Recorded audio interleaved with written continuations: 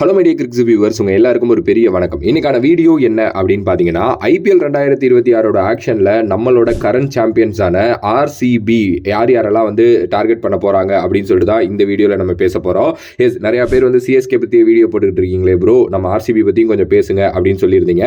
சரி, பேசிடலாமே அப்படின்னு சொல்லிட்டு தான் இந்த ஒரு வீடியோ. எஸ், ஐபிஎல் 2025 கப்பை அடிச்சதுக்கப்புறம் ஒரு சில தப்பான விஷயங்கள் பார்த்தீங்க அப்படின்னா அந்த இதில் நடந்தது. ஓகே, அவங்க போன அந்த பரேடில் ஒரு ஸ்டாம்பேடே நடந்து முடிஞ்சிருச்சு. அதுக்கப்புறம் ஆர்சிபி ரொம்ப சைலண்ட் ஆயிட்டாங்க. எஸ், எதுக்குடா அந்த கப்பை அடிச்சோன்னு பல பேர் யோசிக்கிற அளவுக்கு நிறைய மரணங்களை உருவாக்குனுச்சு அந்த ஒரு இது அப்படின்னு நம்ம சொல்லலாம். பட் அதுக்கப்புறம் இப்பதான் கொஞ்சம் கொஞ்சமா தெளிஞ்சு வராங்க. பட் ஆர்சிபி ஃபேன்ஸ் எல்லாருக்குமே ரொம்ப சந்தோஷம். கிட்டத்தட்ட 18 வருடங்கள் கழித்து அவ்வளோ நாளாக வெயிட் பண்ணிக்கிட்டு இருந்த ஒரு விஷயம் அந்த கப்பு அப்படிங்கிறது, அதை அடிச்சிருந்தாங்க. அதுக்கப்புறம் நடந்த சில விஷயங்கள் நம்மளால மறக்க முடியல அப்படின்னாலும் இட்ஸ் ஓகே அப்படிங்கிற மாதிரி அதுவும் கடந்து போகுங்கிற மாதிரி தான் நம்ம இப்போ போயிட்டு இருக்கோம். ஓகே, ஸோ வரப்போற 2026 மினி ஆக்ஷன் கண்டிப்பாக ஆர்சிபிக்கு ரொம்ப முக்கியமான ஒரு மினி ஆக்ஷனாக இருக்கும். ஏன்னா கிட்டத்தட்ட 17 பிளேயரை பார்த்தீங்கன்னா ரீடைன் பண்ணியிருக்காங்க. ஆல்மோஸ்ட் அவங்களோட கோரே ரீடைன் பண்ணிட்டாங்க அப்படின்னே சொல்லலாம். ஒரு Virat Kohli, captain Rajat Patidar, Phil Salt, Josh Hazlewood, Bhuvneshwar Kumar நிறைய பேர் சொல்லிட்டே போகலாம். இப்போ கிட்டத்தட்ட 16.4 கோடி பார்த்தீங்கன்னா அவங்களோட பர்ஸ் அமௌண்ட்ல இருக்கு. 2 ஓவர்சீஸ் ஸ்லாட் பார்த்தீங்க அப்படின்னா இருக்கு. ஆர்சிபியோட ஸ்ட்ராட்டஜி பார்த்தீங்க அப்படின்னா ரொம்ப இதுவாலாம் இல்லை. லைக் 2 பேரை ரிலீஸ் பண்ணியிருக்காங்க. லியாம் லிவிங்ஸ்டனை ரிலீஸ் பண்ணிட்டாங்க. அதுக்கு அடுத்தபடியாக லுங்கி சானி நெஞ்சிடியை ரிலீஸ் பண்ணிட்டாங்க. ஸோ இதுக்கு பதிலாக அவங்களோட கரெக்டான ரீப்ளேஸ்மெண்ட் அவங்க எடுக்கணும். ஒரு மிடில் ஆர்டரில் நல்ல ஒரு பேட்டிங் டெப்த் இருக்கிற ஒரு ஆள் வேணும். அதே நேரத்தில் ஒரு நல்ல ஃபாரின் ஃபாஸ்ட் பவுலர் இல்லை இந்தியன் ஃபேஸ் ஃபாஸ்ட் பவுலர் வேணும் அப்படிங்கிறது தான் அவங்களோட விஷயமாவே இருக்கும். பிகாஸ் என்னன்னா எல்லாமே நம்ம ஃபாரின் பிளேயர்ஸை நம்பியும் இருக்க முடியாது அப்படிங்கிற அந்த ஒரு இதுவும் அவங்கள்ட்ட இருந்துகிட்டே இருக்கும் எப்பவுமே. அண்ட் ரொம்ப நல்லா நம்மளோட டிகே மெண்டராக இருக்காரு அங்கே. அவர் ரொம்ப நல்லா பண்ணுறாரு. பேட்டிங் கோச், பவுலிங் கோச் எல்லாருமே அங்கே பயங்கரமாக பார்த்தீங்க அப்படின்னா நல்லா பண்ணி தான் அந்த ஐபிஎல் கப்பை வின் பண்ணாங்க. இந்த வரப்போகிற ஐபிஎல்லே அவங்க ரொம்ப காம்படிட்டிவான டீமாக இருப்பாங்கிறதுல மாற்றுக்கிறதே இல்லை. சரி, யாரெல்லாம் டார்கெட் பண்ணுவாங்க அப்படின்னு நம்ம பேசலாம். Firstly Venkatesh Iyer. Royal Challengers Bangalore போன வருஷமே அந்த ஆக்ஷன் அப்போ வெங்கடேஷ் ஐயருக்கு பயங்கரமாக பிட் பண்ணாங்க. ஏன்னா அந்த மிடில் ஆர்டர் ஸ்ட்ரென்த்தை அவங்க ரொம்ப இதுவாக லைக் வெங்கடேஷ் ஐயரை வச்சு பூர்த்தி பண்ணணும் அப்படின்னு நினைச்சாங்க. பட் அவங்களால வெங்கடேஷ் ஐயரை எடுக்க முடியல. பிகாஸ் அவர் எங்கே போய் ஆக்ஷனில் முடிஞ்சாருங்கிறது நான் சொல்லி உங்களுக்கு தெரியணும்னு இல்லை. இந்த வருஷம் அவர் மறுபடியும் இந்த மினி ஆக்ஷனுக்குள்ளே வராரு. ஆல்ரெடி நான் சொல்லியிருந்த மாதிரி லியாம் லிவிங்ஸ்டனை ரிலீஸ் பண்ணியிருக்காங்க அப்படிங்கிறதுனால அந்த பிளேஸில் மேபி வெங்கி ஐயரை வச்சு ரீப்ளேஸ் பண்ணலாம் அப்படிங்கிற மாதிரி யோசிப்பாங்க. அப்படி இல்லைனா இருக்கிற ஆப்ஷனை கொஞ்சம் கீழே தள்ளிட்டு வெங்கடேஷ் ஐயரை மேலே ஒரு நம்பர் 3 கூட அனுப்புறதுக்கு நிறைய சான்சஸ் இருக்கு. ஸோ அதனால வெங்கடேஷ் ஐயர் எனக்கு தெரிஞ்சு கண்டிப்பாக ஆர்சிபியோட வலையில் இருப்பார். ஈவன் தோ வச்சிருக்க 16 கோடியில் வெங்கடேஷ் ஐயருக்குன்னு ஒரு பாதி அமௌண்ட் எடுத்து வச்சுட்டு தான் அவங்க வருவாங்க.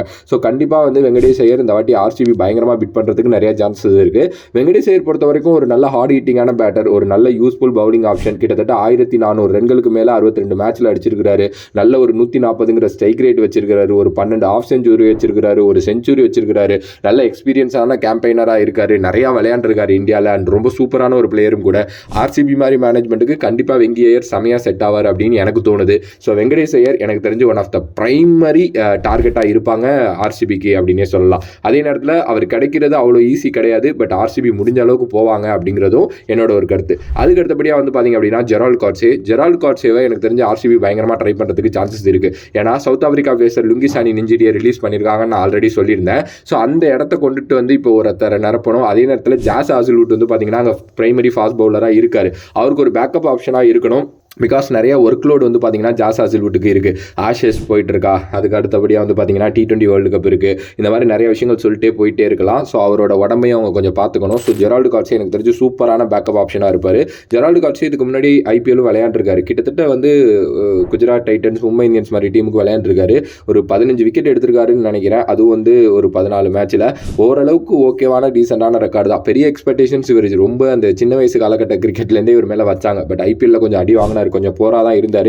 பட் மறுபடியும் நான் சொல்கிறேன், இவர் ஒரு பேக்கப் ஆப்ஷனாக யூஸ் பண்ணுறதெல்லாம் ரொம்ப டேஞ்சரான ஒரு விஷயம் ஆர்சிபிக்கு. ஏன்னா செமையான ஒரு பிளேயர். அவர் பவுலிங் பண்ணார் அப்படின்னா ரொம்பவே நல்லாயிருக்கும். ஸோ எனக்கு தெரிஞ்சு ஜெரால்ட் காட்ஸேவுக்கு அவங்க நல்லாவே பிட் பண்ணுவாங்க. ஒரு லுங்கி சானி நெஞ்சிடிக்கு பதிலாக அந்த இடத்த ரீப்ளேஸ் பண்ணுறதுக்கு. ஓகே, அதுக்கு அடுத்தபடியாக எனக்கு தெரிஞ்சு ஆகாஷ் மத்வால் மேலே ஆர்சிபி இன்ட்ரெஸ்ட் காட்டுவாங்க அப்படின்னு நினைக்கிறேன். ஏன்னா ரீசெண்டாக ட்ரையல்ஸ் அட்டன் பண்ணியிருக்கிறாரு அப்படிங்கிற மாதிரி நம்ம ஒரு நியூஸ் கேள்விப்பட்டோம். ஸோ ஆர்சிபிக்கு கரெக்டாக ஃபிட் ஆகிற ஒரு பிளேயர் ஆகாஷ் மத்வால். நான் ஏன் சொல்கிறேன்னா, left arm phasor S Dayal இருக்கார்ல, அவர் ஆர்சிபியில் ரிலீஸ் ரிலீஸ் பண்ணப்படுவார் அப்படிங்கிற மாதிரி எல்லாருமே எக்ஸ்பெக்ட் பண்ணோம். ஏன்னா அவர் மேலே வந்து நிறைய கிரிமினல் அலிகேஷன்ஸ் வந்து பார்த்தீங்கன்னா வைக்கப்படுது. அலிகேஷன்ஸ்னு சொல்ல முடியாது, அது நிறைய பேர் வந்து கரெக்ட் உண்மை அப்படிங்கிற மாதிரிலாம் வந்து சொல்கிறாங்க. ஓகே, அதுக்கான லீகல் ப்ராசஸிங் எல்லாமே போயிட்டு இருக்கு.